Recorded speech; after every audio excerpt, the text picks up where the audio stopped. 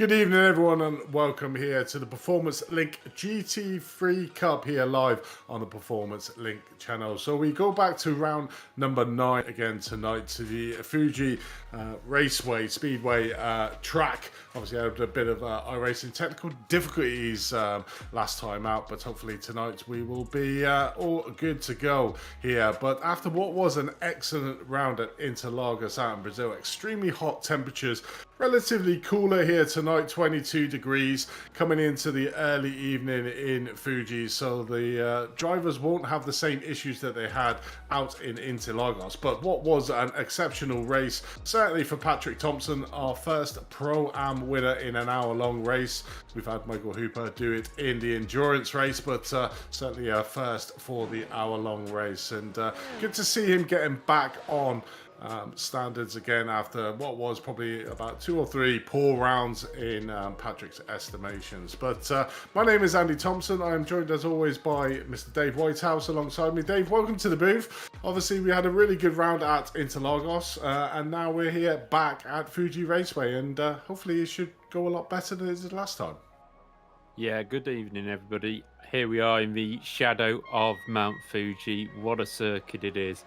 It's either these lovely conditions which we get on iRacing, or it pours down. So, I mean, let's say when iRacing do bring rain to the server, I suspect Fuji will be very wet most of the time.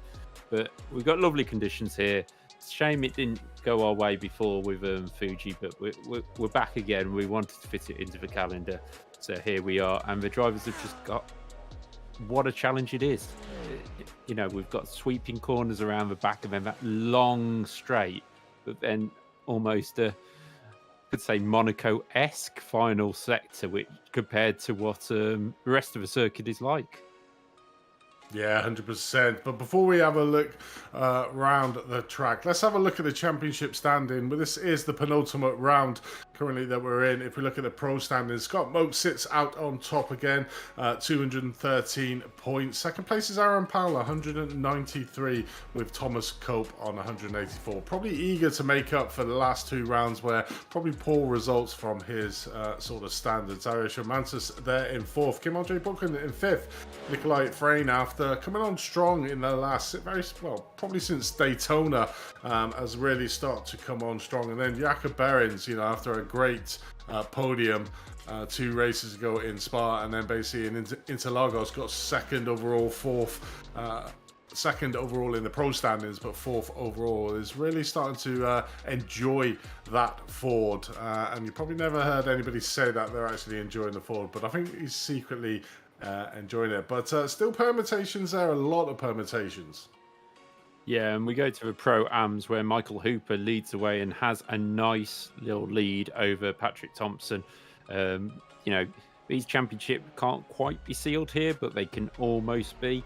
James Logston there in 3rd place, didn't qualify, but is on the grid for a race. So it'd be interesting to see him fight his way through to try and challenge Patrick. Casper Tunstad in 4th, had a bad couple of rounds recently, so has fallen back into the clutches of Russ Fowler, Alex Scarrett, and the Overlord Tom Bingham. Certainly is. As we have a look at the AM Championship, Sander Island, after another impressive qualifying here tonight, will be our pole sitter in 1st place. Currently on 226 points, 10 points behind, and not probably having the best of qualifying here at Fuji is Steve Pearce, really trying his best to close that gap with Sander Island. So 10 points at the moment. Sat in 3rd place, we've got Gordon Haag, been in no man's land, 176 points. A bit too far to catch Steve, but also a decent points haul over our 4th place driver of Jimmy Vark. In 5th place, David Gill. 6th place, Joe Sal. Simeon Modeklev. Just a couple of rounds, starting 2nd place in the AMs here tonight. So hopefully looking for a good show with Mad Sayer in 8th place. And we flick to our rookie category, obviously being supported heavily by 3 of the drivers. Paul Joseph Cliff leading the way. He's got a big lead now over Matthew Gerard, who had an instant field race at Interlagos. Lewis McCleverley there in 3rd place ahead of Lydia Rosa and Victor Lind to round out that table. And moving over to the team championship, super close at the top. As you can see, Team Bear Pope at the moment currently holding that #1 position on 489 points. Sim Racing Norway, not that far behind, 5 points, 484. They're in second place. Our very own Performance Link Esports team there in third place on 438. Then we got Reckless Abandoned in fourth. Olympus Esports on 366, they're in 5th place. Evo SR, IGL Coton Racing in 7th, Nordic Racing in 8th, Evo SR Black in 9th, but GT Akamain rounding out the top 10 in the team championship. So looking at them points, a lot like you look at the Pro, you look at the Pro-Am, very much almost there over the finishing line is Scott Mokes and Michael Hooper, but that it was certainly going to be the second places where the battles are going to be in the championship. We got the first and second in the AMs possibly in, and like you say, the rookie is looking at really being a second and third overall, but it's probably got away after that last round, like you said, with Matthew Gerard. But let's have a look on board one of the guys' laps here around the Fuji Raceway. So let's see if we've got already on way here. He is currently coming around, I think that's turn #3, the Coca-Cola corner there. It's a 4th gear corner coming up to turn 4, the 100R. Very sweeping right hand corner there, just literally coming down into third before coming into turn #6, almost like a double apex left-hander into second gear.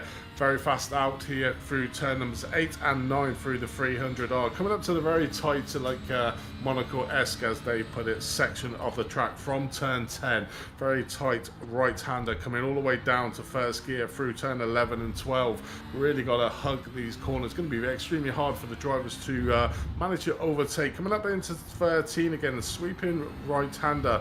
Then it sort of opens up with an extremely tight turn 15 first gear, with the drivers that really need to hug this inside line, and then trying to just line themselves up out of turn 16 Panasonic corner second gear to get that run out onto an extremely long straight, a 1.475 kilometer long start finish line here at Fuji Raceway. And obviously slightly missed that first corner. The first corner is really going to be critical for these drivers because they're going to be hitting top speeds in these cars and literally breaking down into first gear coming down into that corner. So it's going to be an interesting lap, and like we said, it's one of them technical tracks. You got the extremely long straight, like I said, 1.475 kilometers long, open-ish sort of section up to turn number 10, but then it really tightens into the second half of the corner. So you know, you need to get your moves done before that turn 10, but I'm pretty sure we're going to see a few cars just trying their luck, certainly the ones that need to make the positions up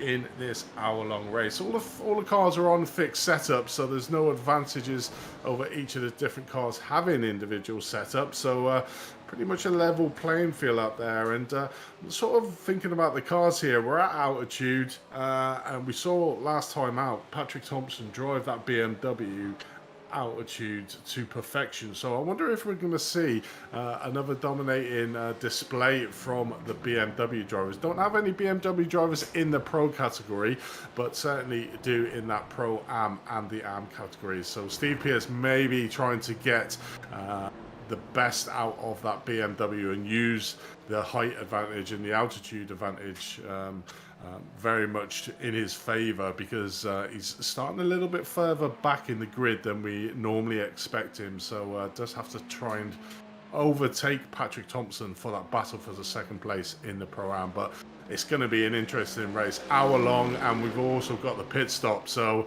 you know, the dreaded pit stops halfway through, so that could throw some spanners in the work. We've seen a few drivers getting the speeding penalties in that pits. Obviously, our very own Thomas Cope doing it 2 races in a row, so probably be super conscious about when he comes in for his pit stop. But he is our pole sitter here tonight in Fiji, Dave, and it's going to be an interesting race. Yeah, it certainly is. We're seeing lots of people heading off track and spinning already just in this little warm-up session. But yeah, it's going to be a really interesting race. You mentioned the altitude. This is probably one of the highest circuits we go to in the shadow of Mount Fiji. So Fuji, Mount Fuji, not Fiji, different place altogether. You've got me saying that. And there we go, Tom Bingham in the Porsche. There's a lot of Porsches on the grid. Will they suffer from the altitude? We will just have to find out. Tyre wear will be important around here because of the long corners. It's all about patience on the throttle. Get the patience too early and round you'll go. And like you say, we've got a bit of a mixed up grid. Steve Pearce, like you mentioned, really got to go for it in this championship. And we could be sitting here with people crowned. We look at Scott Mokes. We've already noted that he needs a 27-point lead going into the final round if he isn't able to make next week. And he has a 20-point lead at this moment in time. So it is relatively possible that he could have that 7-point lead going into the final round. But we'll just have to, who knows right now, because we've had different people at the front, different people suffering. And Scott's probably one of the only ones who hasn't had that terrible race. It's just been consistency and a couple of wins just to perk up his score just when it's needed. It definitely is, and a big thank you for all our viewers who are stalwart coming to view us again here around Fuji. So big thank you for you guys, obviously, and I hope you do enjoy all the broadcasts. And give us that thumbs up. If you haven't subscribed already, we've managed to hit the magical number of 400 subscriptions since starting this championship. So I think we got around about 280 from when we did at the opening round in round one. So real big thank you from us here at Performance Link for considering to subscribe to what is a fledgling E-series that we're going to put on, but we will be certainly bringing you more series to come this year and obviously the back end of the year as well, so watch out for them as well. But it's going to be an interesting round. It's the penultimate round, and like I said, you were saying there about Scott Mokes having the opportunity. Michael Hooper again has the opportunity to probably seal the championship here today, but it's very much them second places in both the Pro and the Pro-Am that are up for grabs. I mean, you've got Thomas Cope real eager to try and get the 2 race wins, to give him an opportunity to maybe leapfrog Aaron Powell for second place and look at that first place. Probably a little bit out of his grasp at the moment, but all he can do is very much try and win the races, and he's put himself in the best spot here tonight at Fuji, who will be our pole sitter getting this race underway. And then you've got the second place in the Pro-Ams is the pole sitter is Michael Hooper again, so he's sitting where he needs to. Doesn't really need to be doing a lot of pressure. But let's have a look at the grid here for the race tonight. So in pole position, like I said, is Thomas Cope. Scott Mokes sits there in second place. Jakob Burns again putting that Ford on third on the grid. Aaron Powell in fourth. Kim Andre Borkland in fifth place. Arias Semantis in sixth. And Nikolai Frayne in seventh. In the Pro-Ams, it is almost championship order with Michael Hooper leading the way ahead of that BMW of Patrick Thompson. Alex Scarrett jumps up into third place on the grid ahead of Casper Tunstad and Russ Fowler. That is your top 12 on the overall grid.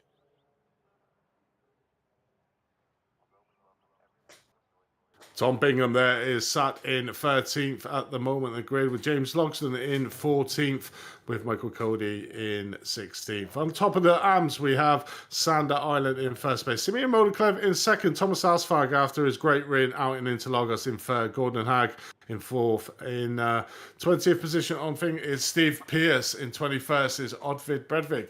In 22nd is Mad Sayer. In 23rd is Hendrik Harrelson. And in 24th is Daniel Slater, with John Tressida in 25th. And our 3 rookies that we have on the field, Lewis McClevy has pole in that rookie fast, with Paul Joseph Clist in second and Matthew Gerard in 28th. That rounds out our field, which is a good showing considering we've just had the Daytona, and a lot of our drivers have to do it as they come around the final corner here, and it's all down to Thomas now to get this race underway. You can see the pros there. We do have a split between each of the classes just to allow for any incidents certainly coming down into the first corner.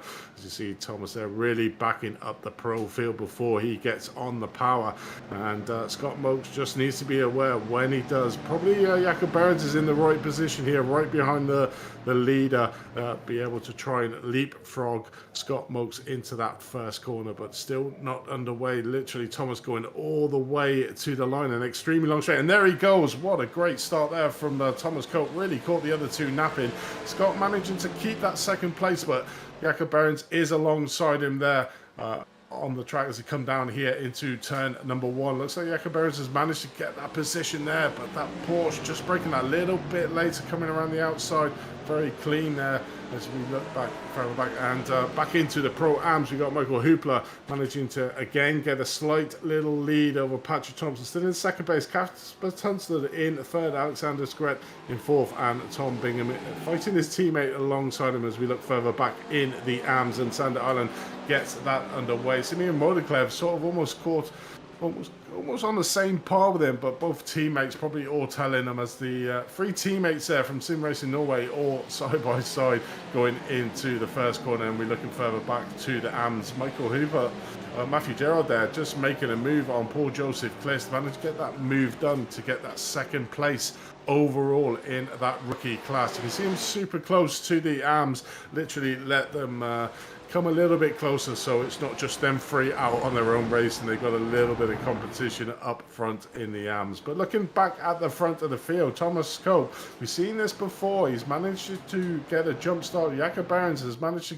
make the move stick against Scott Mokes, who's demoted down into third place at the moment, but right on the back end of that Ford as they come into the tight, twisty section here at Fuji for the very first time before they start down the start-finish straights. And let's see the power of this slipstream as we come watch this race between Jakob Behrens and Scott Mokes. Scott Mokes right onto the tail end of that Ford, literally pulls out to the outside.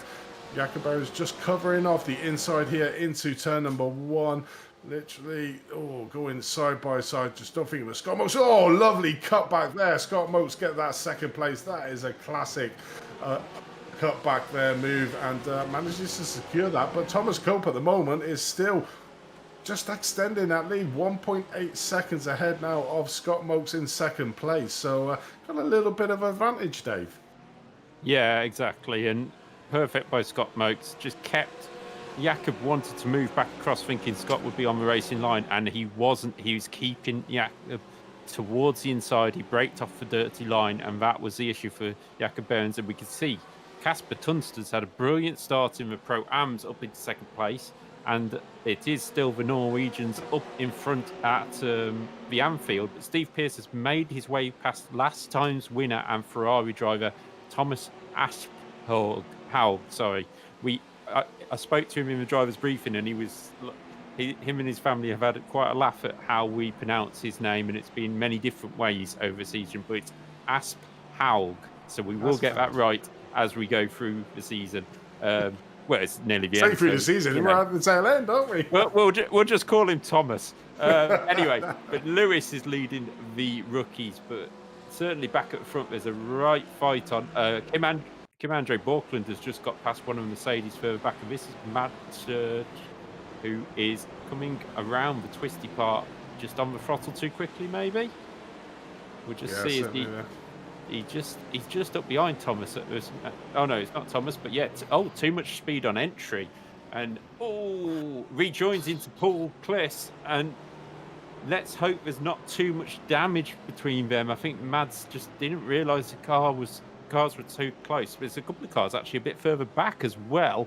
Mads looks like he has the damage, so I'm guessing he has headed to pit lane.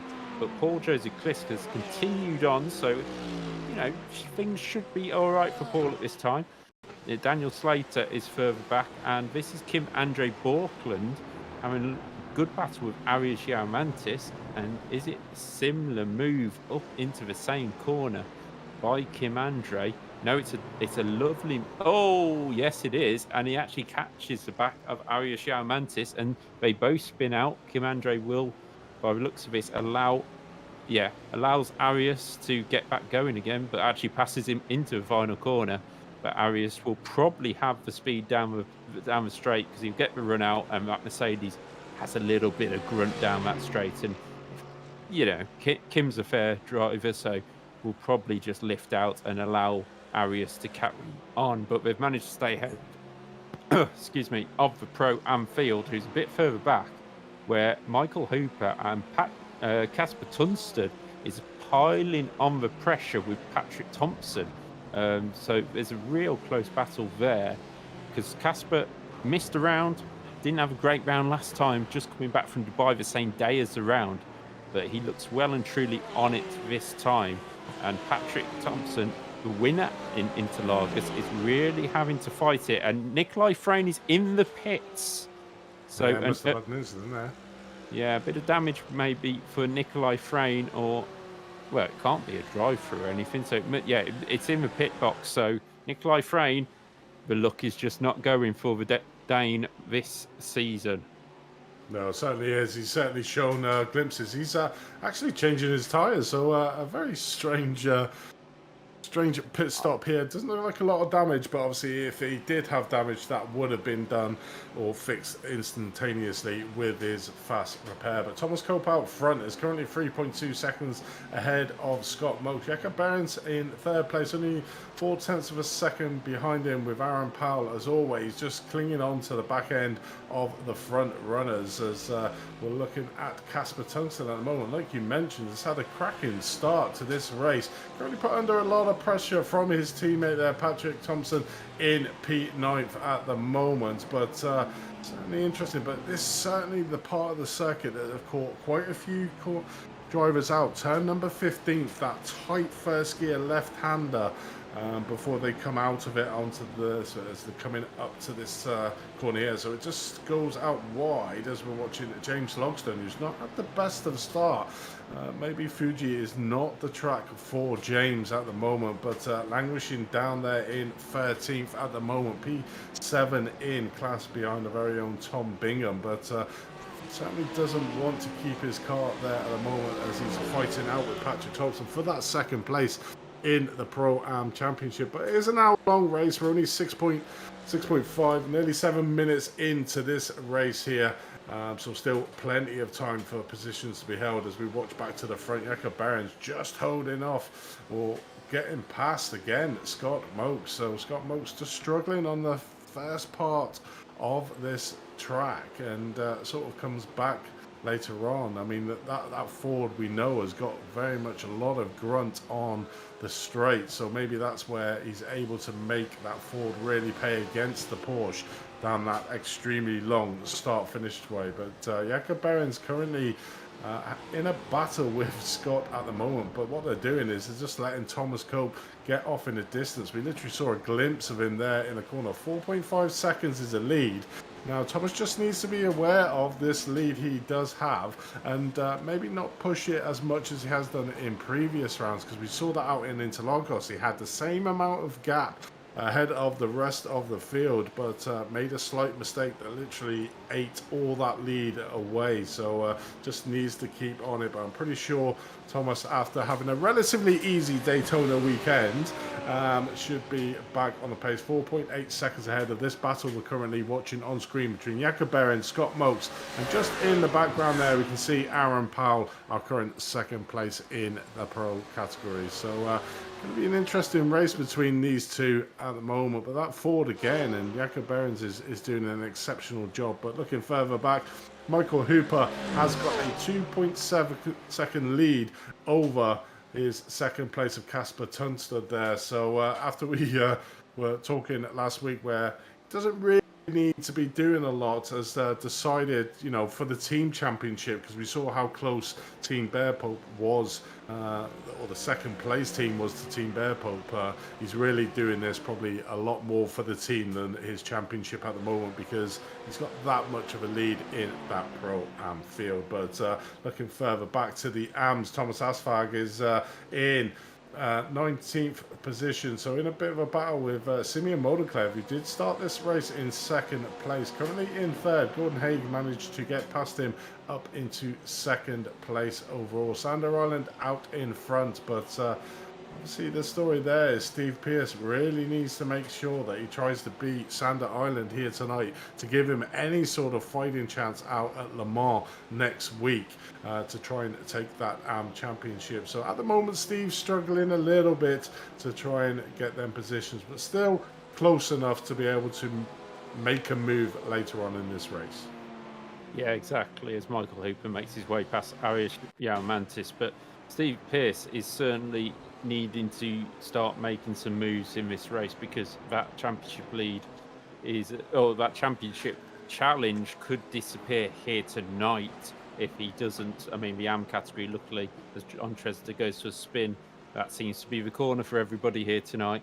Certainly But is. Turn them 15, that is. Turn 15. I think every single incident replay we've currently watched has been that turn 15th. You can see it's going uphill slightly off camber. That's putting a lot of the cars off. So that's pretty much where the incidents at the moment are certainly happening out on track.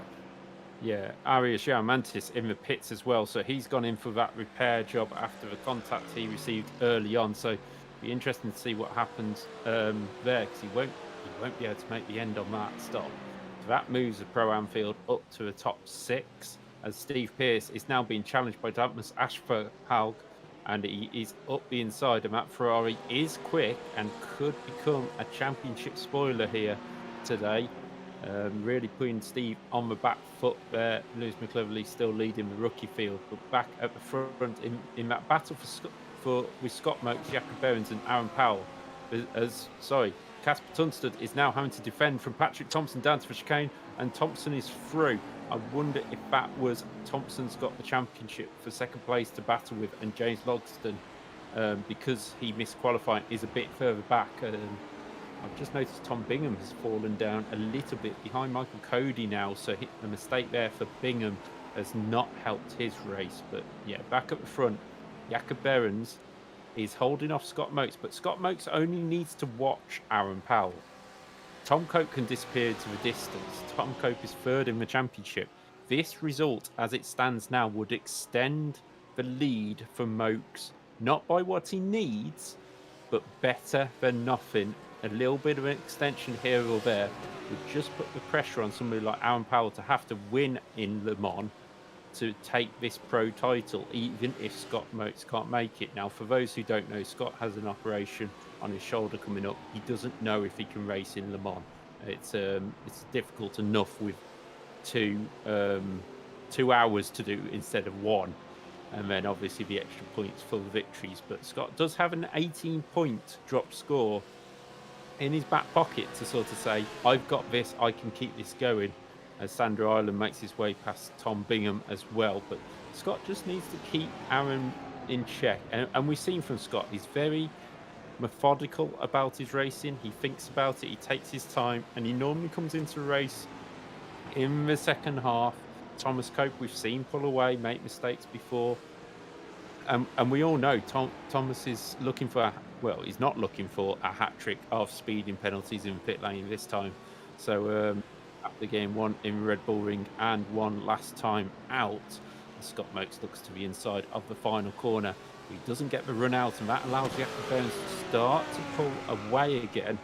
So this pack sort of splitting up slightly and allowing Behrens to just pull away in second place, as we now look back at James Logston attacking Russ Fowler. Logston not making the progress he would want to make from the back of the grid, but he is still in sight. There's his championship rival for second place, Patrick Thompson, up the road, and Logston would love to make the championship a 1-2-14 Bear Pope. He's in the slipstream of Russ Fowler now.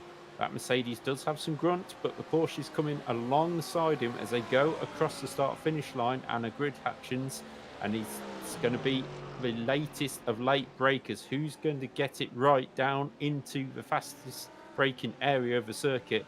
Logston brakes well and takes the apex, and there is no cutback for Fowler, and that is up to P10 and 5th in class for James Logston. There is about a 4-second gap now to get to just behind Patrick Thompson there in 7th place overall and 2nd place in the Pro-Am. But it's going to be a hard day, I think, at the office for James Logston to make that leap, to just even stay behind Patrick at the moment and just limit the damage that could be done here out on track. I did say Thompson and obviously Tungsten were the same team, but they're actually not. But looking at Tom Bingham, seeing what happened here, coming down through turn 10, 11s and 12. Oh, you can see in the background there, one of the Sim Racing That's Norway guys getting off, and oh, Tom just getting it back end, just going out on him on an unusual turn 13, and he's gone back to the pit. So I wonder if he's had an hardware issue there. Yeah, that looked like a hardware issue. We saw something like that for somebody, not in our championship, but out on social media for somebody, not Daytona today, but at the Daytona circuit, where well, I say a hardware issue, a cat got into his pedals and disconnected him, and he launched himself into the pit wall. I don't think that's happened for Tom Bingham. It wasn't as dramatic, but Tom having to tow to a pit, so hopefully that's something Bingham can get fixed. But it does not help Performance Link in this championship, as Scott Mokes is carrying the flag, and Russ Fowler is in 11th overall, carrying that quite well. But back in the AM category, as we look, it's okay, we just look at this a replay first. This is Thomas Asphaug. We will get there. I will pronounce it just smoothly at some point very soon. And it's the same corner again, back end round. As somebody, and Steve Pearce avoids him, and that allows Simeon Moldeclef through. Thomas did really well to get on the brake and stop the car to allow the drivers to know where to go. He rejoins just in front of Matthew Gerard and in the rookie class. So again, it's that same corner again. This corner here, turn 15, that is catching drivers out. It's a bit of camber on the way in, and then it sort of goes off camber as you reach the apex. So people are just getting on the power a little bit too early, and that is spinning them out, and that is not the way that anybody is wanting their race to go, but it's certainly stirring things up. Before, Andy mentioned somebody going through the chicane before Tom Bingham pulled off and towed to the pits. It was Simeon Moldeclef, but actually all this action has put Simeon back in third in class because he made his way past Steve Pearce. And Lewis, if you just get on board with a driver coming through that turn number 15, just to show the viewers, you know, the driver eye view of that turn 15, which seems to be catching a lot of our drivers out here tonight. I think that's probably about the 6th driver that's had a little spin around turn number 15. But currently watching Alexander Scrett, 4th in class at the moment, trying to chase down Casper Tungsten in 3rd place in the Pro-Ams, but Patrick Thompson's managed to get 3 seconds ahead of this battle we're watching on screen there, and around about 4 seconds behind Michael in 1st place overall. But I think even he probably thinks, or he knows, that the Pro-Am Championship is gone, so it's very much a fight with James Logstone. And if he's looking at the timing tower at the moment, he'll see James back down in 10th place, with him being in 7th, so that'd be an extra couple of vital points going into the final round. And let's have a look on board here. The Akabards in the Ford coming up to that turn 15. It's almost like a blind one. It's like an uphill off camber corner, and you can see why it'd be catching out quite a few of the drivers here, as that grunt in that Ford there as it comes down onto the start finish. And those yellow sausage curves on the left hand side, they're treacherous. If you hit them, certainly you might see a few of the cars, if they do hit them, getting a little bit airborne, losing a truck ton of speed coming down this start finish break, and you really don't want to be doing that, certainly if you've got a car tucked up behind you. But we're seeing the power of that Ford there, and Scott Mokes not being able to make any inroads, even though he has the slipstream on the Ford in front. It just shows you how fast that Ford is in a straight line. So if we had a track in an oval, the Ford Duveriolo, as we see there, one of the Mercedes getting a little bit airborne off the yellow. So you can see the effect of them yellow sausage curves on the outside there, as Michael Cody getting a little bit airborne out of, I think that was turn number 14.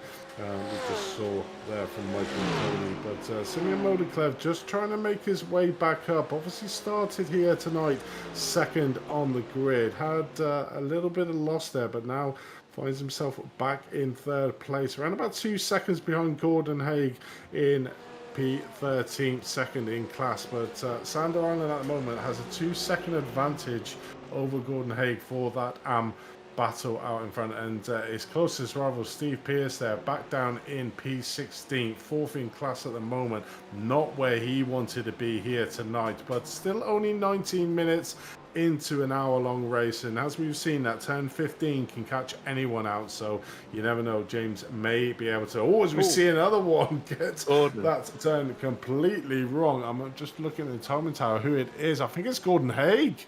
Gordon Haig, after we were just saying he was having a great race in second place, has spun it where everybody else has. So no, sorry, it's a different corner.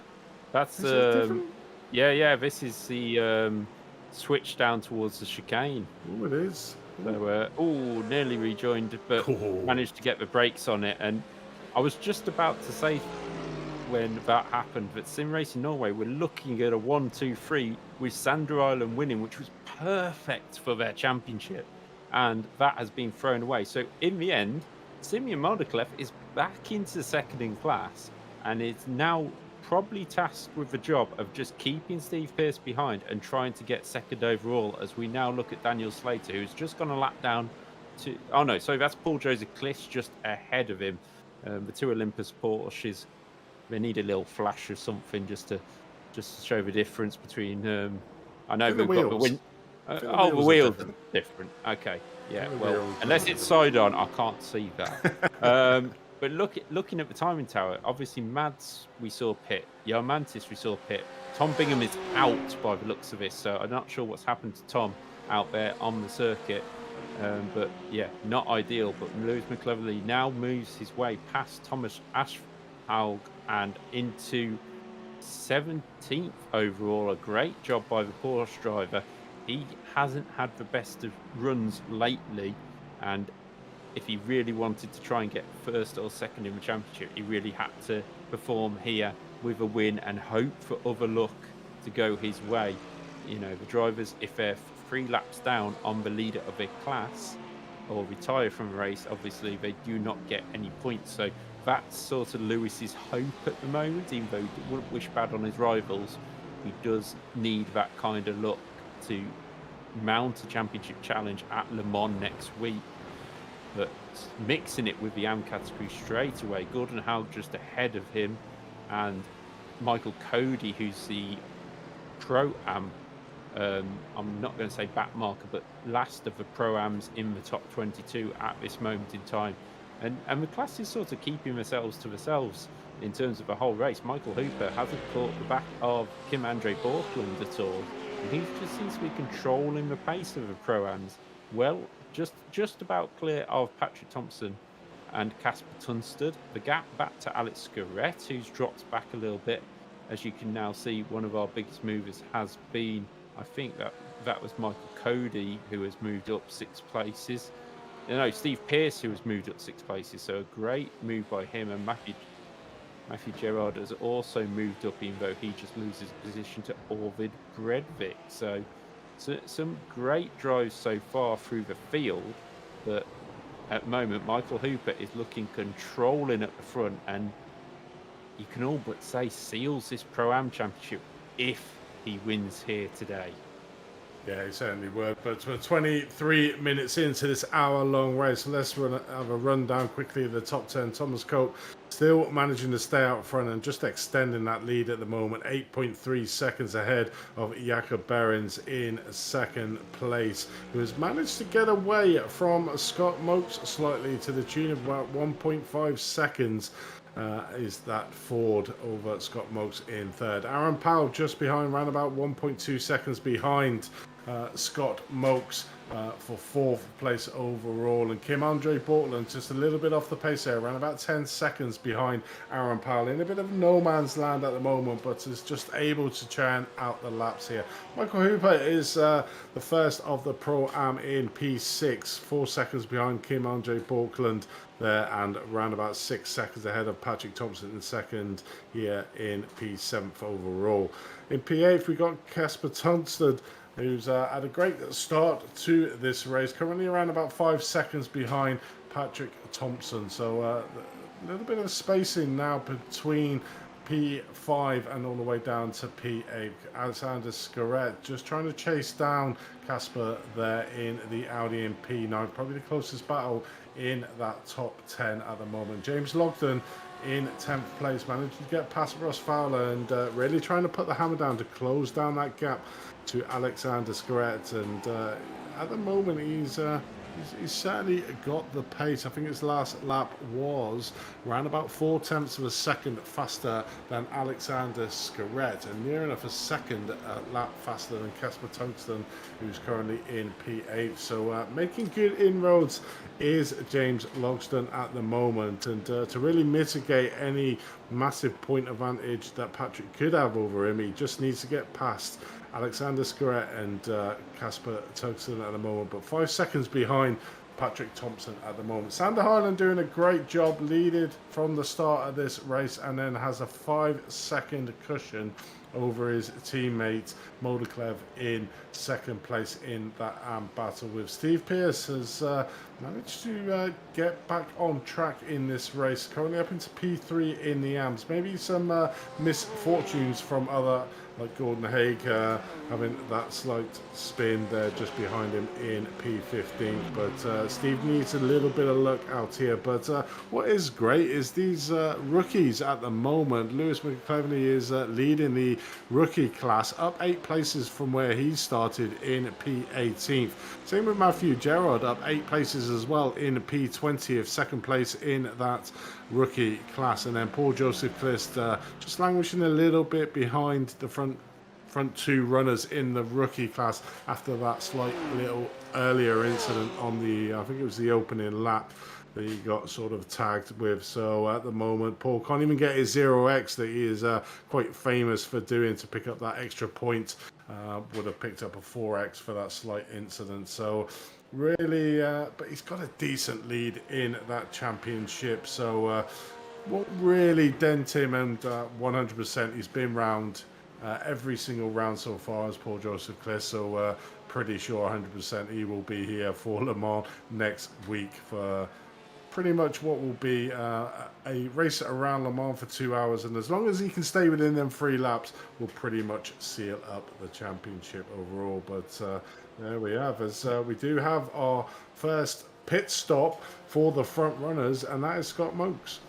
Yeah, Scott Mokes heading down pit lane, really looking at the chance to try and seal this pro championship. It probably feels like he was getting held up a little bit behind Jacob Behrens, but as we've seen quite a few times in terms of the pit strategy, running later really does help because you have that shorter pit stop, as Alexander Scaret is now slipstreaming on this replay of right behind Casper Tungsten, and he makes a move to try and take 3rd in class. It looks like he's going to make that move past Casper. And Casper, after that great start, just dropped a couple of positions, but still well up on the pace, and he's going to have to watch out for Team Bear Poach James Logston.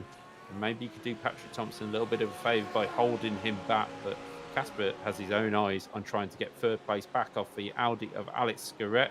Manages to do so. Tries to attack, should I say, and doesn't quite make it through. But here is Scott Mokes, falls to 14th in the queue. A bit of clear air, and Steve Pearce just ahead of him. So it's an interesting place to come out. That's Casper Tungsten spinning in the background as James Logston is now up into 4th in class. And have the two got anything to do with each other? James seems a long way back from there. So I wonder if Casper's just lost it on the power or on the brakes. He comes down into the chicane. Just it looks very quick into there, and I think he may tag the back of the Audi, and James obviously nowhere to go. Casper did all he could, reverses it back, allows Russ Fowler through, and Casper Tungsten will rejoin just behind Fowler.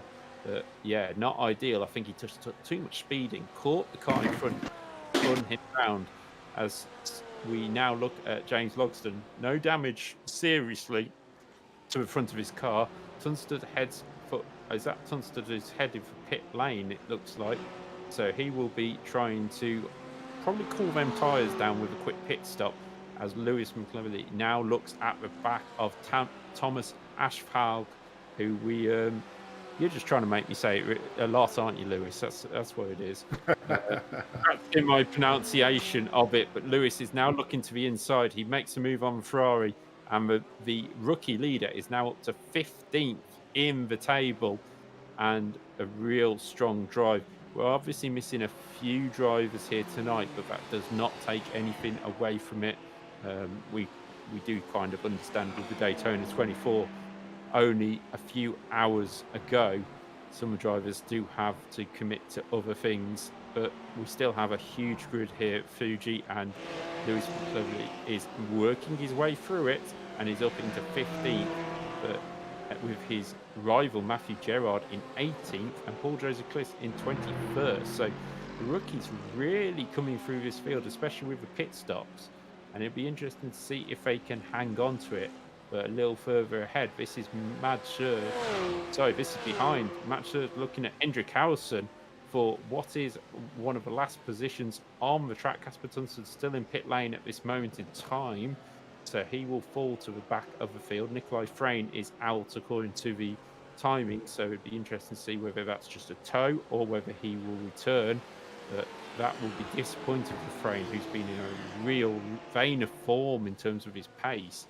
Just not the look as, oh, and there's a spin in the background. That could be Hendrik Hausen, I think, spinning in a very unusual position, actually.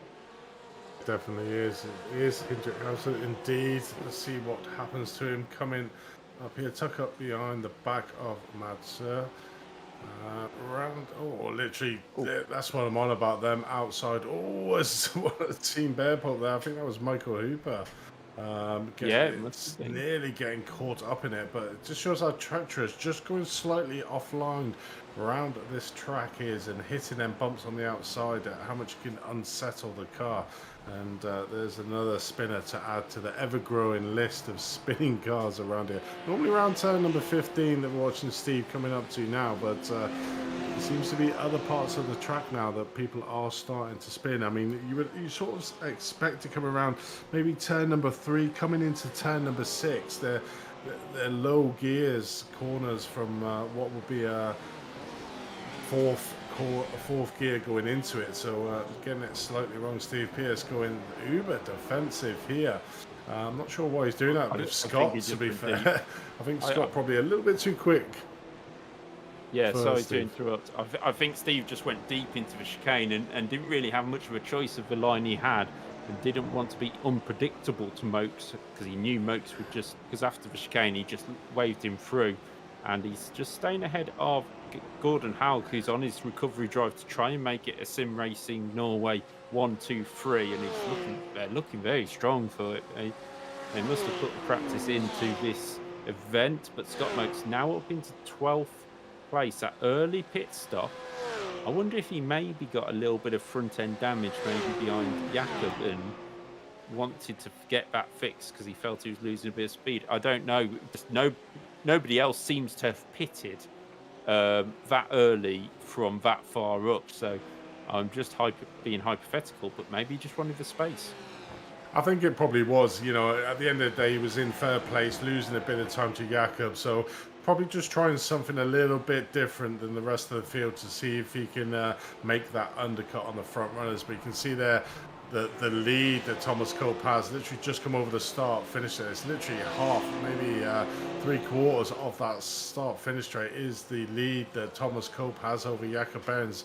He has a lead himself of around 4.8 seconds over Aaron Powell, who's currently sat in third place. Obviously, we won't know where Scott will fit back into this battle at the front, as Scott has pitted relatively early on here in this Fuji race, but didn't have too much hold up, and now he's got a little bit of fresh air to be able to start putting in the faster lap times, and we'll be getting a slipstream effect off some of the cars that he is coming up to behind of, but just needs to be wary of where he's probably catching the cars, to be honest, to make sure that he doesn't lose too much time, because he is going to be probably quite considerably faster than the drivers around him, certainly being stuck within the mix of that AM field at the moment. You can see him there just slotted between second and third overall, and is Steve Pearce going to try and make a dive down the inside, or probably just use Scott Mokes at the moment just to try and make that leapfrog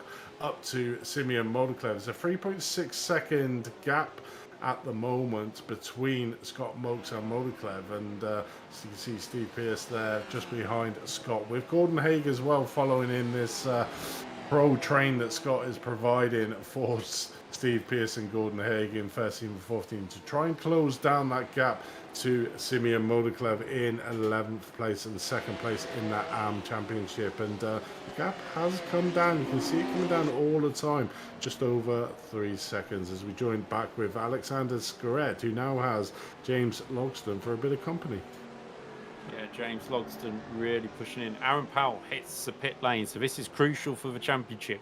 This is crucial for Scott Mokes to come out ahead of Aaron Powell. He wasn't too far up the road compared to Aaron. So if Aaron's managed to have a bit of a shorter stop, has Scott Mokes made enough progress? He's still only just ahead of Steve Pearce. To be fair, he's dragging Steve Pearce with him. And the two AM drivers, Pearce and Haug, are doing a great job to keep up with Mokes. Is Mokes not having the best of speed here? We'll see. Aaron Powell in pit lane, Alex Scaret and Michael Hooper, not Michael Hooper, sorry. That is, who's that? Russ Fowler has hit pit lane as well. So it's interesting to see where Powell will come out. Here comes Sandra Island past. Powell still waiting to come out. This is Scott Mokes coming down the start-finish straight, and Mokes will be ahead, even though Powell is on pit lane, and there he comes out. And actually, I think he's lost a little bit of ground there to Scott Mokes. So that is positive for Mokes in the fight, as Gordon Haug goes round again just in front of Powell. So Gordon Haug just getting on the power a little bit too early in turn one. Yet, well, actually, I think he may have lost it on the way in with a little bit too much speed, trying to follow Scott Mokes in. Yeah, it looks like too much speed there. Tries to turn in, and around goes the back end. He gets it going again, which gets him out the way of Aaron Powell. But Aaron Powell, a little bit further back from Scott Mokes. Does that mean Aaron didn't have a good few laps, or does that mean Scott Mokes is now right ahead of Jakob Behrens when Behrens pits? We'll find out how thirsty that Ford has been throughout. But back right at the front, Thomas Cope still pulling away, and we've got Jakob Behrens in the pits. So let's see what happens here. Patrick Thompson pits as well. I think James Logston is heading to pit road as well. Thomas Cope out in front, still going, along with Kim Andre Borkland and Michael Hooper. A tyre change for Jakob Behrens. So that is interesting, because does he feel that the Ford needs new tyres? It did in Interlagos. Does it here? We remember we have the change in iRacing where the tyres are done with the fuel, so there's not as much time lost, but you still have to take it easy for a couple of laps to get the tyres up to temperature. Behrens is rolling, and this is going to be very close down into turn number one. Here comes Scott Mokes, full pelt, and I think Behrens may have done it. Yeah, Behrens is well at turn one, sorry. So Behrens has done a great job to be able to change the tyres as well. I believe it's 62 litres for a tyre change. So it's something that the drivers will know, and he's actually extended his lead over Scott Mokes. Yeah, I think looking at the times, it's 21.55 for Jakob Behrens, 21.17 for Scott Mokes. So I think Scott did change his tyres as well. You know, you might as well, I think, in these races, certainly on this track where certainly from turn 10 all the way to turn 16, it's going to put a lot of stress and strain on the tyres. And, you know, the last thing you want to be able to do is get into the closing stages of this race and the tyres just completely go off track. So both them guys just end, but Thomas Cope is now in the pits, got absolutely commanding lead. Yeah, there we go. Yeah. We can see he is changing tyres as well.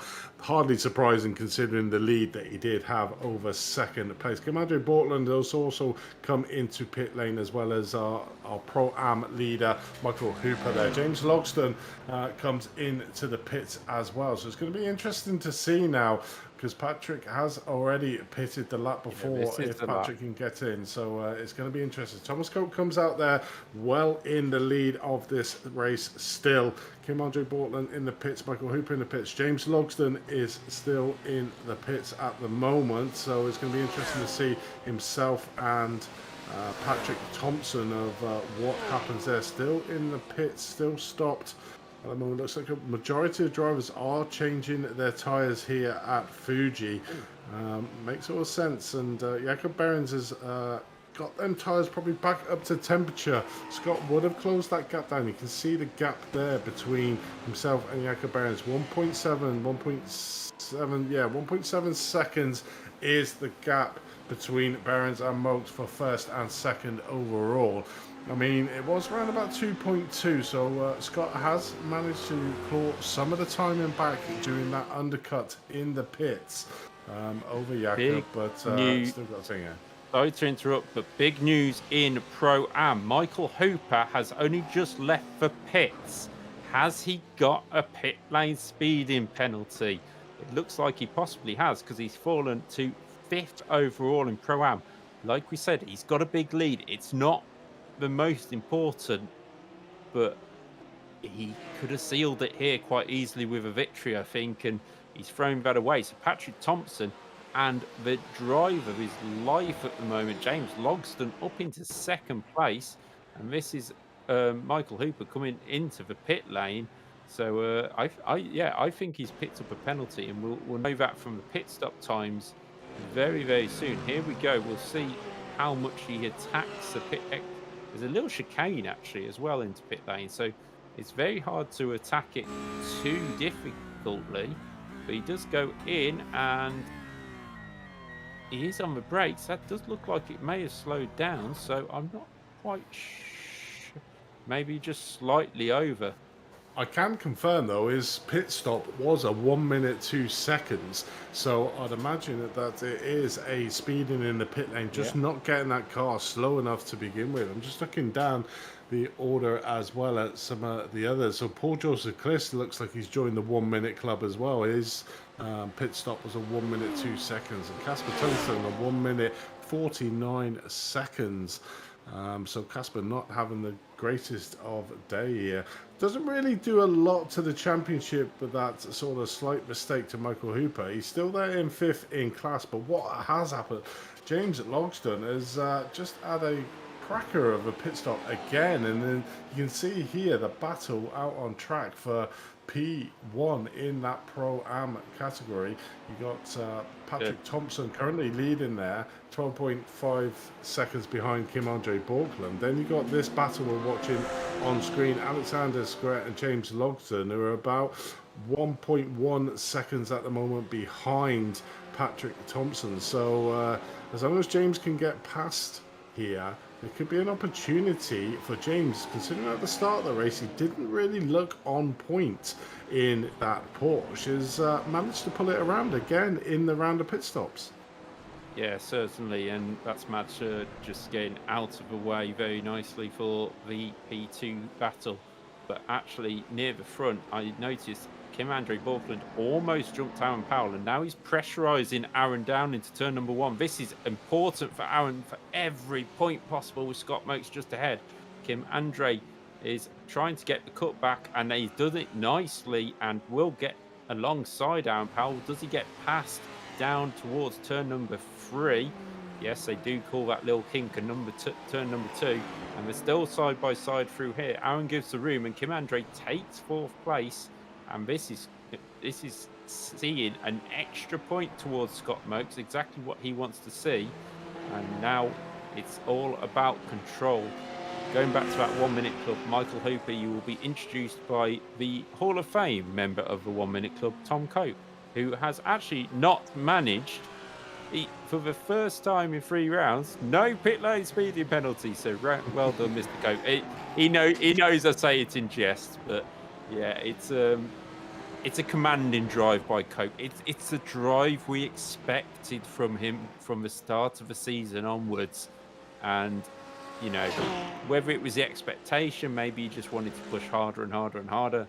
But this is the kind of expected position we expected to see him in, and the honourable member of the 1 Minute Club and our sim photographer. Remember, Thomas does all the photos for us as a series, and we appreciate that. But he still has to work hard in these races to take the wins, and he's 15 seconds clear of Jakob Burns right now. So I think he can start to ease off a little bit. But then when you start doing that, mistakes start creeping in. Lewis McCleverley continues to lead rookies in 16th place. Sander Island is now under pressure from the flying Simeon Moldeclef for the lead of AM. Now, Simeon hasn't won a race yet this season. He's actually been up front quite a bit, but not quite having the results he expected. And we look back from Russ Fowler now, who's under pressure from Sander doesn't actually. Oh, Russ Fowler's letting them through by the looks of it. So it'll be up to Simeon to try and make the move by himself. He goes to have a look down into turn 1, does he? He does have a good run, but he's just keeping in line at this moment. Is there going to be team orders here to make sure Sander wins that championship? Or is Simeon going to go, no, I want that first win. I'm going to get that first win. And he will be pushing on, I expect. Hopefully we'll see a battle between the two. Yeah, definitely would be. But I suppose up at front, Thomas Cope has done all he can, obviously getting that first place. But it seems to be going into his hand at the moment with Aaron Powell in P5 at the moment. Oh, as we see a bit of a slight mistake there from Simeon. And luckily, I think he caught it. Yeah, we can see him there in the background, but loses a mountain load of time to Sander Hyland, his teammate. Let's have a look at what happened here. Coming around turn number 4 and 5, I think this is, and literally, I think he just got on. No, he hasn't got on. Oh, yeah, he just gets onto the grass a little bit too much into the corner. Good save though to be able to do that. That's quite easy to spin the car around. Certainly, as he went onto the grass by. Probably ran about half a car, so a great save, but probably kicking himself in the car because he did, like you said, have the opportunity to get his first race. Before we get into the final stages of this race, a big thank you to our 3 main sponsors, Performance Link, the suppliers of hundreds of different automotive tuning brands focusing predominantly on the Japanese market. They offer a wide range of upgrades such as suspension, engine components, braking and much more, and they are also the proud sponsors of multiple MX-5 race cars and specialise in the MX-5 Mark III for both fast car and road use. Contact them at sales@performancelink.direct for more information. And a big thank you to our second sponsors, Green Future Technology, consulting specialists in IT sustainability and helping business transform the way they procure, operate and consume IT services. So whether you are in an IT professional or involved in an IT procurement, work in sustainability, or just interested in what actions you can take to be more sustainable, they can help you. See their website at www.greenfuturetechs.com for more information. And last but not least, our very own Thomas Cope, very apt that we're on him, is 4K and Ultra HD images delivered to your Dropbox. You create the scene and we'll get the snap, telling your story through high quality photography. Places to find Thomas is Olympus Esports, Discord, Thomas Cope, hashtag 4241, or Instagram at TC Simography. So a big thank you to our 3 main sponsors. And without the sponsors, we wouldn't be able to put on these championships because they provide a great help and give very much back to the sim racing community. So a big thank you to them. But back to the race at the moment, watching Simeon Moldeclef just trying to get back on terms with his teammate Sander Island at the moment, making another passing move of Russ Fowler here, coming down into turn number 1. See the power of that slipstream effect. I was expecting it to be considerably stronger than what it is, but we do know that Mercedes does have a lot of straight line grunt speed, whereas the Porsche is maybe a little bit lacking in that area. But still managing to get the move done is Simeon Moldeclef in P10 for the moment, and just trying to get onto the back end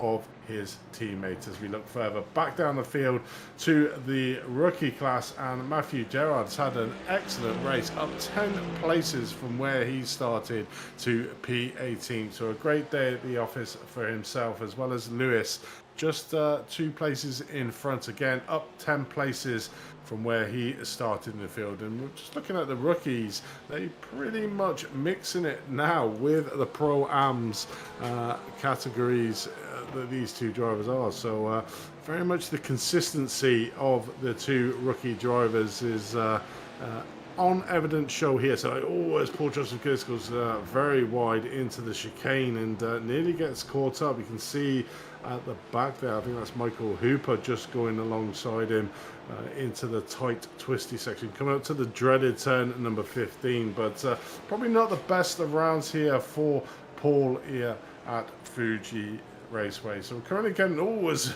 gives us a little bit of a shot of his front end as he hits one of them yellow sausage curbs.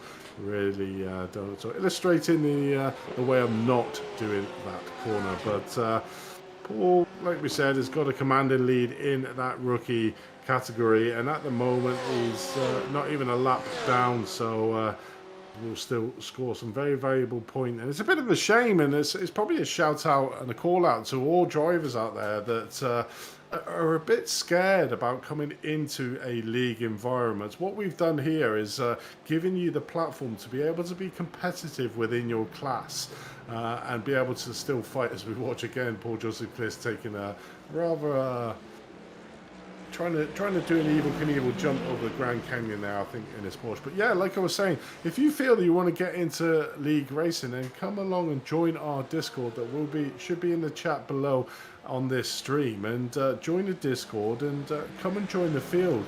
You know, it'd be great to have a few more low-end iRacing drivers coming on, because the guys that have been in this championship, as you can see now, at the start of the season were a little bit further back, coming towards the tail end of this first season now. You can see they're very much mixing it with the Pro-Ams and certainly putting it to the Ams at the moment. So just gain that experience, come along. Probably one of the only leagues to have a rookie class, as we see another Porsche spinning it around turn number 4. But yeah, come along, join our Discord, and think about joining our next season when we announce that one. So yeah, bit of a shout out to you guys.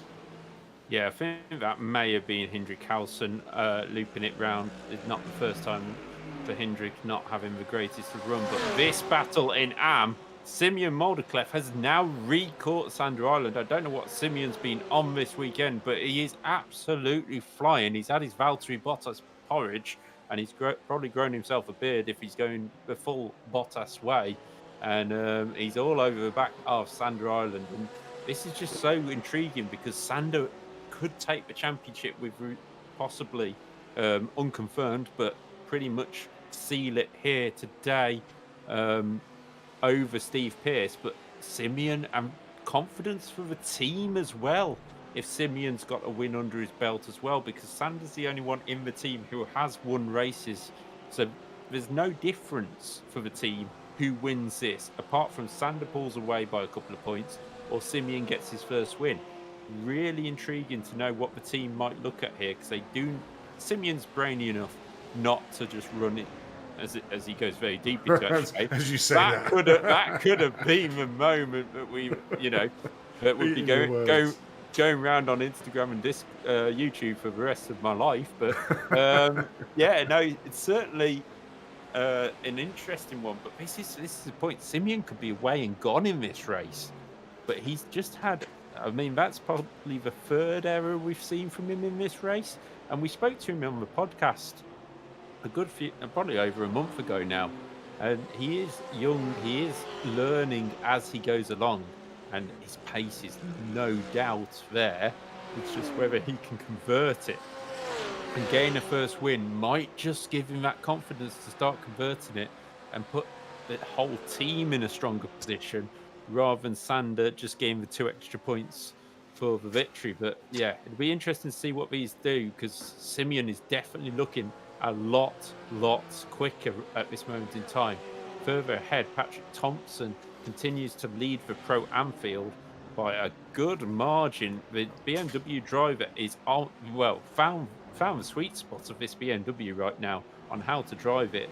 And these 2 altitude races have certainly helped him out with the BMW, and he is now well clear of James Logsdon ahead of Alex Garrett.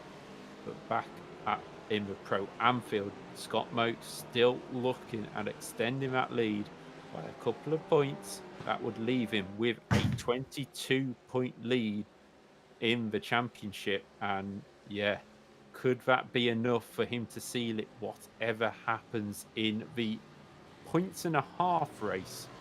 I believe is the best way to call it at Le Mans. We did do the maths, and basically, if he gets to about 23, 24 point lead over Aaron Powell or whoever's second, it could be enough as long as they don't win in Le Mans, which obviously Tom Cope will be trying to win in Le Mans. Aaron Powell could, and Scott Moakes could still be there.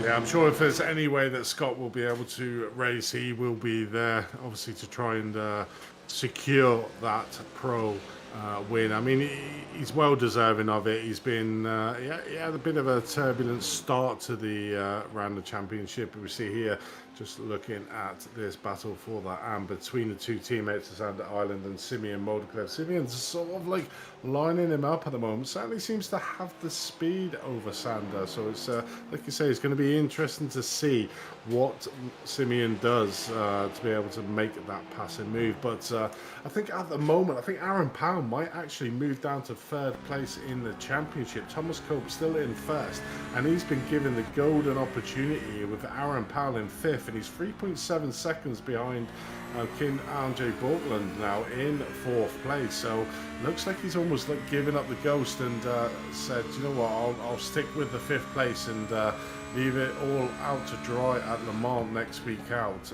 I mean, it's a 2-hour race, the Le Mans. They don't get any extra fuel, so it's probably going to be a 2 or 3 pit stop around Le Mans in 2 hours.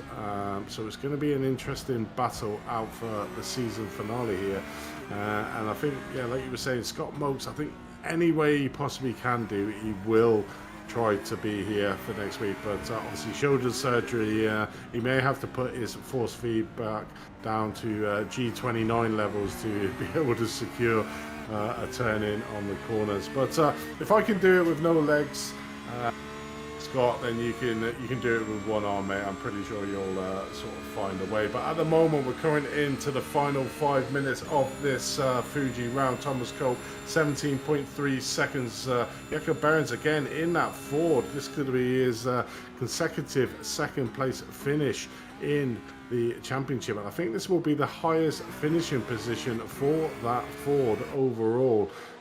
Obviously, he finished P4 last week, but second in class with Patrick Thompson and James Logsdon from the Pro-Am category, having an exceptional Interlagos. But certainly seems to have got to grips with this fauna. And I wouldn't be surprised if I saw him actually come into the next season back into that Ford after how well he's ending this season in that car.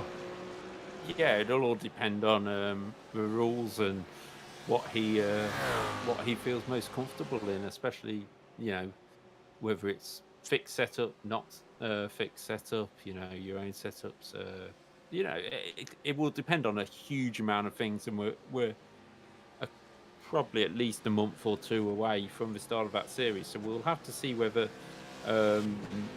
it's really going to be the same car by the time it gets there. You just never know with iRacing and their BOP balance of power changes that they make. But Jakob Behrens absolutely doing the job right now in that car, and up to second place. Thomas Cope still away and gone, but Simeon Moldeclev still working on the back of his teammate. You see, is he just sitting there? Is he just sitting there? Because these guys are now catching Alex Garrett. This is going to be for 8th overall. These AM drivers absolutely flying today. Nothing Steve Pearce could do about it. He is still behind Gordon Haug and the recovering Michael Hooper, who's up to 5th in class at the moment, still trying to catch Russ Fowler for 4th. But they were a little bit wide by Sander Island there. Simeon trying to actually making his teammate defend a little bit. So what is going to happen between the two Norwegians close behind? They are really bringing this time, but Simeon also running out of time. Is he going to have time to make the move that he wants to make? Can he make that move for the win? But back at the front, it is Thomas Cope leading the way from Jakob Behrens, who is clear of Scott Mokes with just this small amount of a race to go.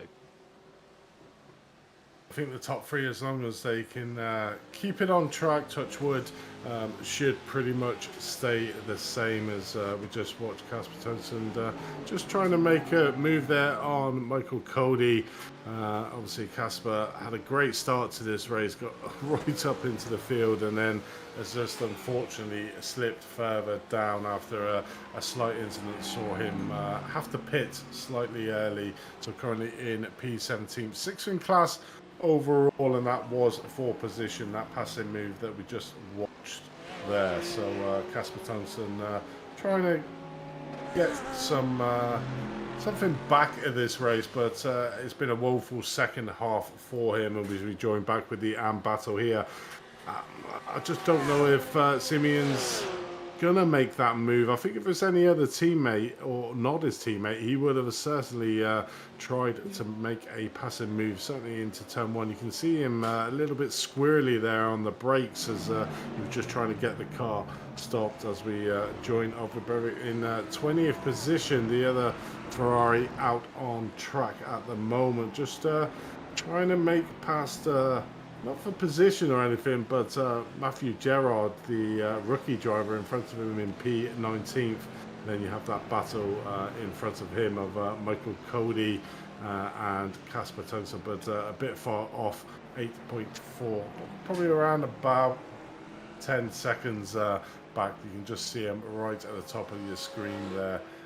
The car, but joining back on with Thomas Cope for the last lap. He has done everything that he could do after two terrible rounds at Spa and Interlagos. Comes back with a bang here tonight, 18.6 seconds ahead of Jakob Behrens for his I think this, I can't remember how many race wins he's had this season. Actually, I think it's about a third or fourth race win that Thomas Cope has had, like something like that.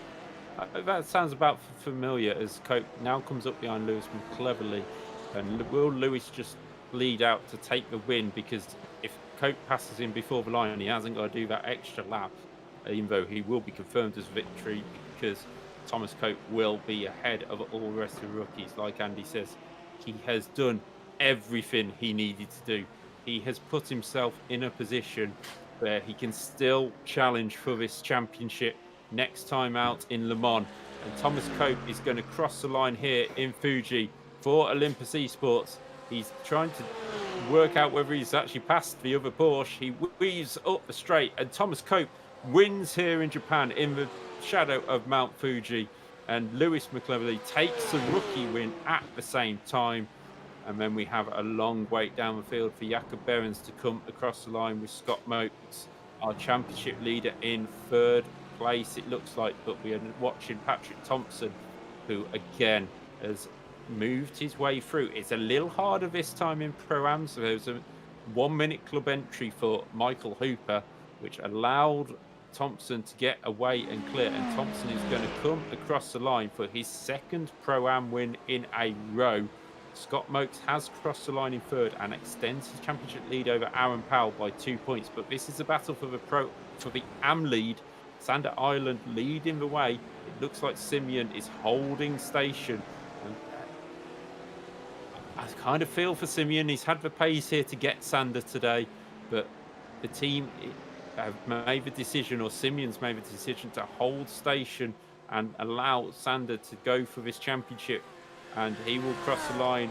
Sander Island wins it. Simeon, a couple of mistakes have really cost him a chance to win the race, but he comes home with a personal best of second in the race. Looking at the rest of the field, Thompson won the Pro-Am class from Logsdon and Scarratt. In the Anfield, it was a 1-2-3 for the Norwegians. Sander Island, Simeon Modiclef and Gordon Howground off the podium, and Lewis McCleverly leads home Matthew Gerard for the rookie class. Yeah, it certainly was an interesting race, and obviously led from start to finish. Thomas Cope was a great race. Just looking at 2ML, a big shout out to you, mate. Every single week you're coming along, obviously showing your support for Patrick Thompson. Great to have you joining us for the live streams. And it's always good to see the comments that you have out on track. But great result in the field, and here we have the final result. So your winner, Thomas Cope, with a commanding win, 19.4 seconds in the end over another great day for Jakob Behrens in that Ford, the RGL coated E-Racing team, picking up another second place in that pro category, and his best finishing position, second place overall. Scott Mokes, our pro championship leader into this round, there in third place, couldn't quite get past that Ford. Kim Andre Borkland in fourth place, probably one of his best finishing positions of the season, and vitally keeping Aaron Powell behind him for Thomas Cope to be able to maximise his points there in P5. In P6, top of the Pro-Ams, Patrick Thompson, P7th and second in the Pro-Am, James Logsdon. So after a terrible start for James, did manage to get up there and limit the amount of points that Patrick will be ahead of him going into the final round in Le Mans. Alexander Scrett picking up third place and 8th overall. Sander Ireland, I think this is the biggest or the top place for an AM driver this season in P9th overall to Sander Ireland. P10th, Simeon Monclev overall, and second in AM, with Gordon Haig in 11th place. So a 1-2-3 there for Sim Racing Norway that will be putting Team Bear Pope under a lot of pressure. Michael Hooper, after his pit lane shenanigans in P12. Russ Fowler in P13th. Eris Jomansis 14th. Top rookie driver and highest position of the season for a rookie driver. P15th of Lewis McLevany. Steve Pierce in P16. Probably a day at the office he will probably want to forget after he was trying to chase down Sander Island for that AM Championship win. So has got it all to do at Le Mans next week. Casper Tugson there in P17th, with Michael Cody in 18th, Audrey Bradley in 19th, Matthew Gerard second in the rookies there in P20, 21st Daniel Slater, 22nd Mad Sir, and 23rd is Paul Joseph Kliss. 24th is Hendrik Allison and Thomas Asfag in P25th. Nikolai Frayne, P26, so still managed to get along, and Tom Bingham and John Tressida giving up at the end. I think Nikolai Frayne obviously says 1 minute 46. I think he was a little bit more than that down on there. But great win overall for Thomas.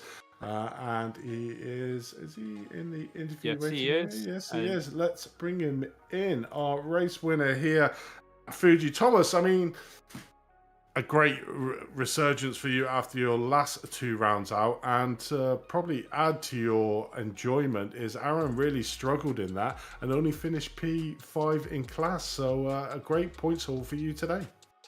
Yeah, good points haul. It's exactly what I need to keep the championship alive. I think Scott's pretty much walking away with it, obviously. Still a really good result in P3 for him, so we'll see from there how it goes. But it was really good for result in general. Yeah, there's not much more I can do in terms of the championship. I've just got to keep hammering away and do what I can. And obviously, I'll try and take the win out in Le Mans and see if I can secure the P2, and if not, I make any charge on Scott at the front. Yeah, it definitely is. I mean, after your last two rounds with the disappointment, and obviously we got you into the booth last week and you were very disappointed with that. How did you approach this race? Did you thought, you know what, I'll just put it all out on the line to try and get that race win? And then what the second thing I want to know is, when you were coming up to the round of pit stop, what was going through your head to make sure that you didn't twice in a row or three times get that 1 minute club? How did you approach this race in the pit stops? Yeah, I came into the race with a bit of fire in my heart, a bit of anger.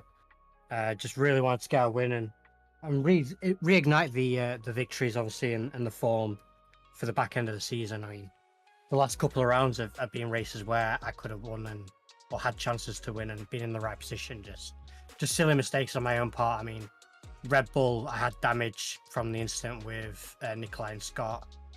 That's why I ended up getting the penalty there. And last time out, was completely my own fault with the pit penalties. So, yeah, coming into the pits, I did go a bit easier and a bit more careful. I definitely didn't put anything on the line, risking it, but I still had to go there, bit of pace, and make sure I could at least take the tyres and stay in front of Jacob. And yeah, Jacob did an amazing job today, staying in front of the Performance Link driver of Scott Mokes as well.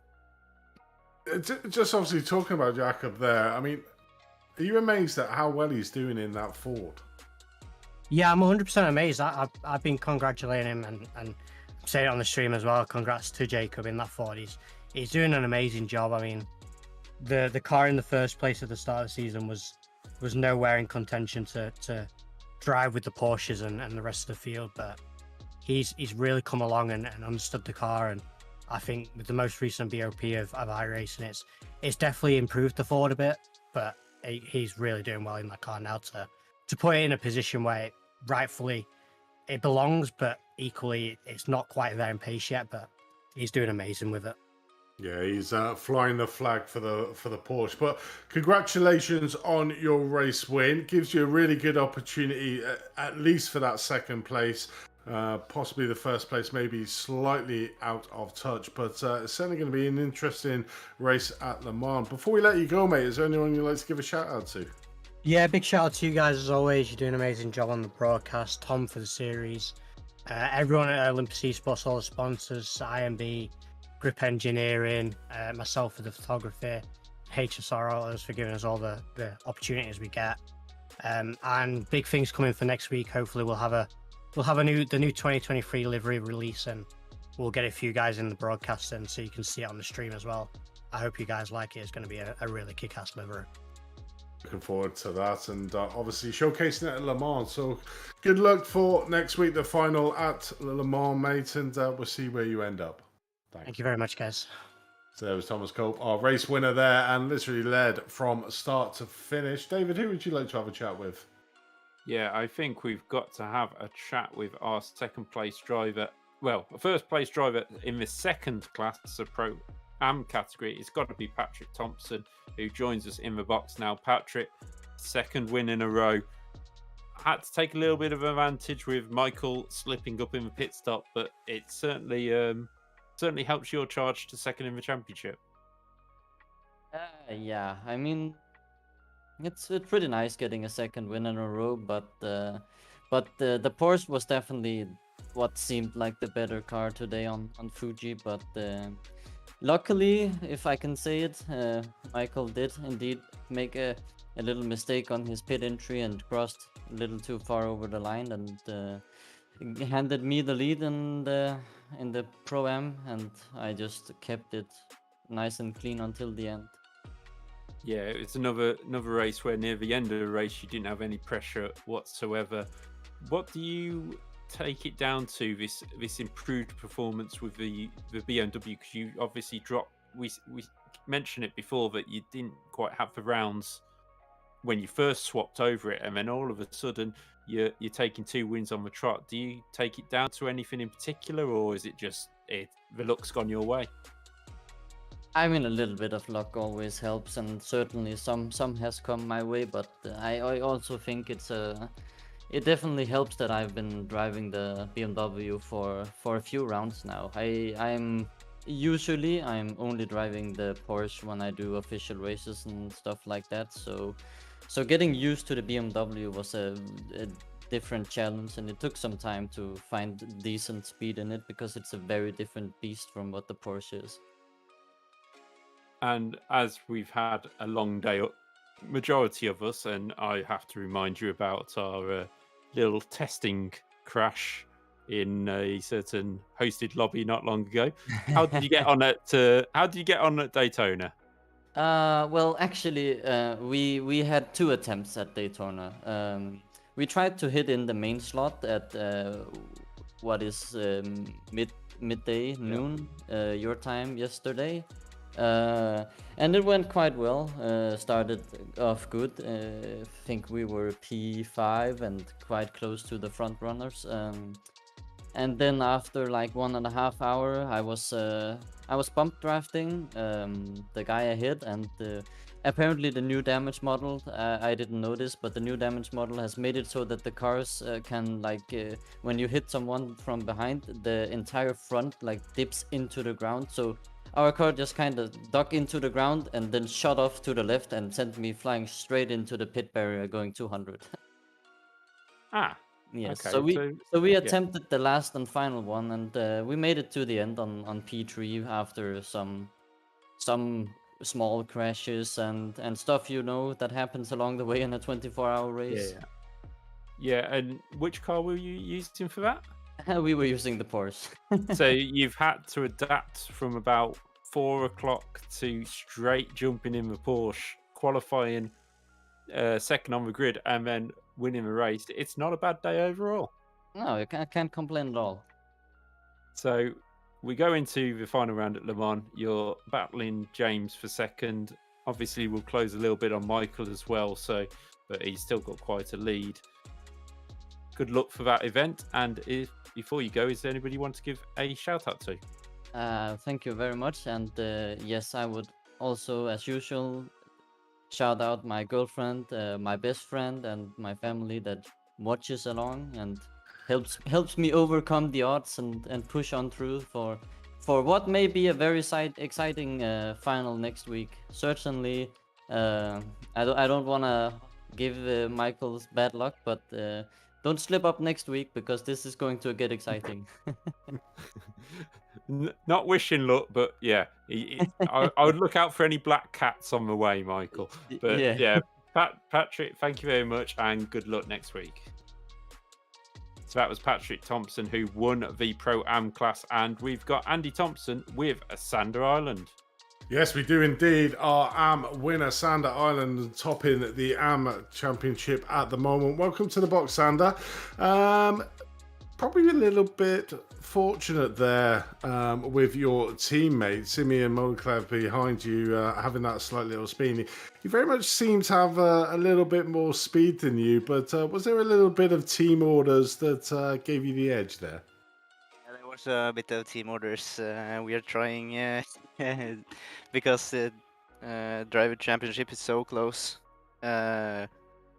They are, or SRN are helping me trying to get every point available. So in that case, I didn't push that much, and Simon had the monster pace, and I managed to get 0 inks this race, so that's 2 more points, fortunately. It definitely is. I mean, obviously, the ever-charging Steve Pierce behind you was really putting you under a lot of pressure. Didn't have the best of rounds here, did Steve? He finished 4th in class overall, so just a few more points that you might have gained over him in that championship. You already started today 10 points ahead. And would have extended that lead. So I suppose that takes a little bit of pressure off you for going into the final round in Le Mans. Yeah, definitely. I have been so stressed for this championship because I refuse to lose this. I mean, you've been super consistent throughout the season, and obviously that's attributed to where you currently stand in the championship. What have you put down going into this 12-round season? How have you approached it, and what's your mentality been during the races? Is it, I'm just going to do the best I can, or is it more conservative and think, do you know what, it's a 12-round season, I'm just going to make sure that I score consistently good points? Well, at the start, Kim Andrea asked me about if I wanted to join, and I said, of course, that sounds fun. And so I joined and drove on Watkins Glen first race, having fun. It was a chaotic race though, or 2 races. So I was just racing for fun. And from earlier racing experience, I have noticed that you don't have to win every race. You just have to consistently get points. So that have been my mentality. And in the races, there is never 100% push all the time, because then you will screw up. So the best is to try to be as consistent as possible, and put down a lot of training so you can feel pretty safe on the track you're driving. So you mentioned there that obviously at the start in Watson Glen, you came in for a bit of a laugh and joined the season. Has that laugh now turned to sort of anxiety, realizing like sort of halfway, I could actually win this championship? And as your mentality sort of changed from I've joined it to have a bit of a laugh and get some experience to, my God, I'm actually in the lead and I could win this. Yeah, after some races, I think my first win was on Silverstone, and after that I saw I may actually win this thing if I have good performance out the season. So I've been training a lot, especially for Nürburgring. Yeah, it definitely is, and Yeah.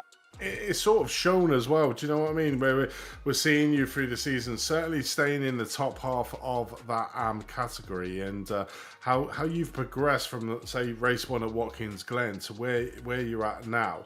I mean, you're a lot better driver. You're a lot more rounded, very consistently at the front end of the field, and obviously your result here today, winning another race and having your main rival be down in P4 at the moment, has got to be a good feeling. Yeah, I'm quite relieved right now. So it's only one race, and I hope to not destroy my hopes. Yeah, definitely. Well, we hope not. And obviously, we've got our second endurance race out at Le Mans. How are you looking forward to that one?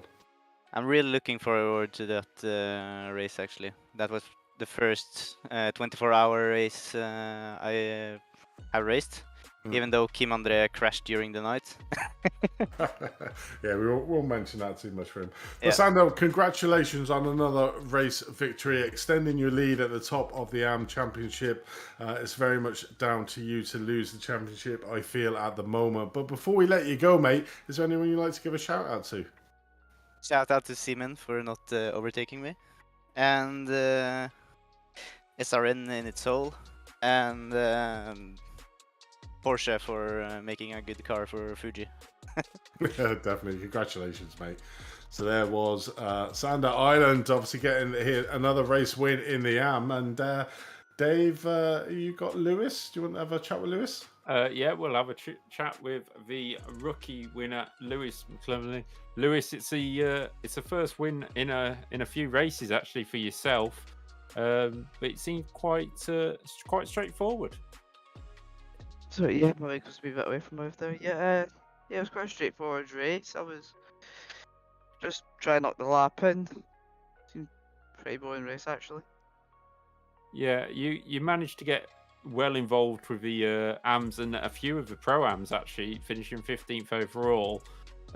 Did you ever think I shouldn't really get involved in this battle? I need to concentrate on winning the rookie race, or was it just keep driving forward and try and take the win, however it comes? I just, of course, I was fighting out of class. So I was just wasn't wanting to make the overtake unless I was saying I was faster. So I really usually wait for him to make a mistake, or if I was much faster than him, make the overtake. But yeah, I just wanted to stay safe really, so I didn't go for any unnecessary overtakes. Yeah, it's obviously it's been a difficult season for you. You've missed a couple of rounds at the start and one in the middle, and you're in a position that the championship was out of reach. But we go to Le Mans next time, and are we going to be seeing you in this kind of form to really push on in the 2-hour endurance as well? Yeah, I'll be at Le Mans. I'll hopefully win. It's a track I do like, but we'll just have to wait and see. Yeah, and as I asked Patrick before, did you head out to Daytona 24 this weekend, or was it just this race to concentrate on? No, I didn't. I haven't done much racing because it's my exam period at the moment. Ah, okay. So I've just been doing that. I had a free couple hours, so I done today's race. I was 50-50 about racing today because my exams. And instead of Daytona, hopefully your exams are going really well. Yeah, I've been going well. I'm expected to get A's and B's right now, so. So brainy and quick. I'll have to watch this one. But yeah, Lewis, great victory in the rookie class. Thank you. Before we let you go, is there anybody you want to give a shout out to? Again, just SRN, but especially Gordon. He helped me learn the track because I only really got the track today, but he spent 20-30 minutes just helping me learn the track, so shout out to him. And as we say, well done on your victory today, and we'll see you in Le Mans. See you at Le Mans. So that was Lewis McLevely who won the rookie class, and it looks like Andy Thompson has brought in his favourite Ford driver. Definitely is. Welcome, Jakob. Another fantastic result for you. The best one of the season so far. Getting that Ford in P2 overall. Not your highest in class. You've obviously got out in Interlagos. You got P2 in the pro category. But today you actually managed to keep it on track without making any huge mistakes. You're certainly loving this car, I feel. Yeah, it is decent. Car actually was alright here, surprisingly. But there were a few difficult points, and it's really funny at the end of the main straight, because when I hit the brakes for turn 1, the entire car moves around, so I have to keep it straight. Well, we saw you putting under a lot of pressure from our championship leader, Scott Mokes. But you sort of saw Scott off, and one thing I did notice was the power of that Ford down that long straight. Obviously, Scott was tucked up behind your rear wing, but was not able to make the passing move down into turn 1. That Ford has got some grunt in a straight line, hasn't it? Yeah, it sure is, but you know, it's BOP, so I have what I need, straight line against the Porsches, but I can complain. It lacks a bit of brakes, which is why it's really difficult to keep. It was really difficult to keep Scott behind in sector 3, because I knew that if he really wanted to, he could just dive me out of nowhere. If you're 0.3 behind in a Porsche, then you can just ram it up the inside, and I'll have to just give him a space. So it was really good for me that Scott didn't do that. It's also a desperate move. Yeah, feels good in the straight line. Definitely is. I mean, you've just come on leaps and bounds at the second half of the season in this Ford. Are we going to see you driving this a little bit more regularly now? Perhaps. I highly doubt it. It's. I think it might be this one song. For the for you in the Ford. Yeah, for me. Well, not really now, but it's like it. Oh wow, I'm really messing with words now. But it. It's making me emotional, Andy. I know, mate. It's an emotional car. It really is. It brings all my emotions, especially anger. I have got to ask very quickly: are we going to see you doing the Daytona 24-hour in it next year? Well, I've actually missed the Daytona this year, and no, it's not an IMSA class because they removed it from the Macca. Yes. They removed it in the Macca because BMW made a boring car. Well, I suppose the other side is you've got to find some teammates who would want to drive the Ford with you. Yeah, that's the. I think I need to go to the Cycor then. I don't think there's too many 5K iRating drivers there. Maybe. Definitely not. We want to willingly drive the Ford. But congratulations again, mate, on an outstanding second place overall and another second place in Chad. It's just a question of what if the first half of the season you were able to put in them results where you would be at the end. But you're certainly coming on strong at the end of the season. But before we let you go, mate, is there anyone you'd like to give a shout out to? IJ Coating Iracing and Santa Vixcola, of course. Sponsors and the team, they're incredible. And also shout out to all the other members in the ski group who helped put on the trip from first day to the day, and yeah, it was lovely. Definitely. Well, thanks for joining us in the box, and look forward to seeing you in Le Mans, and let's see if you can get that Ford across the line in first place. So I'll try my hardest. I'm sure you will. I think we should have one last interview, Dave, that you can have with Simeon after his very much heroics and team standing orders for that second place, where it could have been in his first place. So over to you, Dave. Yeah, Simon. It's a day of could have beens. You had an adventurous day, didn't you? But you had ridiculous pace as well. Yeah, I was quite happy with my pace, but I didn't want to pass Sander because we want him to win the championship and drive away from Steve Pearce. So, yeah. I guess you were all in the same chat, and if you were you sitting there going, getting tempted to go, come on, let me have my first win? No. We said in the training, we had a training earlier today, and then we just said that, yeah, if we get in a situation where we get 1 or 2 or 1, 2, 3, whatever, Sander will get a win so he can get away from Steve Pearce. And yeah, it's not my first win actually. I won in Spa as well, so. Yes, it was. So shall we re-record that commentary, Andy? But yeah, no, I mean, obviously you haven't had the best of luck during the season, and this race kind of sums up your season. You've had the pace, and you still had a couple of spins, but you certainly, every time you had an issue, you just flew back through the field. I think you were down to about 6th in class at one point. Yeah, I braked too late into the chicane, so I had to go the long way around. So Yeah. I dropped back from Gordon to behind Pierce and Thomas. And obviously Le Mans coming up next week. I presume we'll see you there trying to back up Sander. But will you be mentioning this during the week coming up to Le Mans, going, remember, I gave you a little favour if Sander is in a position to win the championship anyway? Yeah,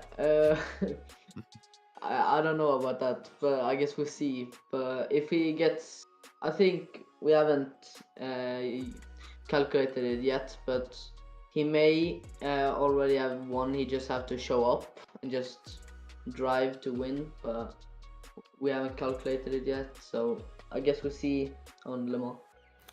I suppose I've got one question for you, Simeon. Obviously, I'm sure you've been keeping one eye on the team championship as well. You were only 5 points behind Bear Pope at the beginning of this race. You had a sim race in Norway 1, 2, and 3 there in the AMS. Team Bear Pope had a 2nd and 4th, so that gap of 5 points is going to be extremely narrow going into Le Mans. Have you got one eye on the team championship as well, you guys?